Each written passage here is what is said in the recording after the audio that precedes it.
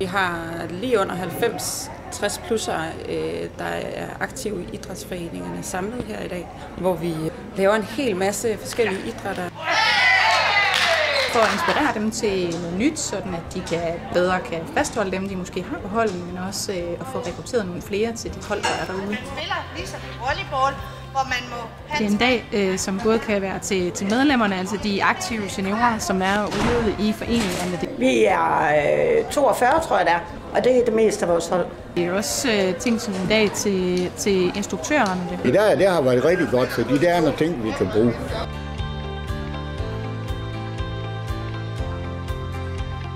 Det der med, at de bare kan sætte sig i bussen og tage afsted, det gør, at så kommer de ligesom med.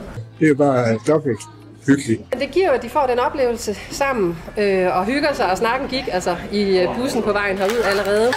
Det er et fællesskab, især synes jeg, så også bare for at komme hjemmefra, når man nu er pensionist. Det giver os en masse at snakke om, når vi kommer hjem, og det giver os meget til sammenhold. Det er jo helt vildt fedt, at de vælger at komme så mange. Det kan vi da kun opfordre til.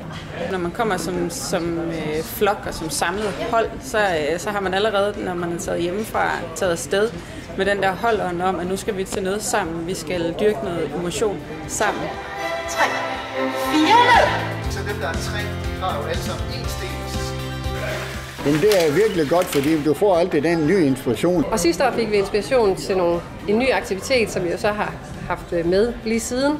Der har jeg været til balance og så elastik og det har givet mig rigtig godt, at nu har jeg nogle idéer, så jeg kan bruge. Nu skal I til at være aktive igen.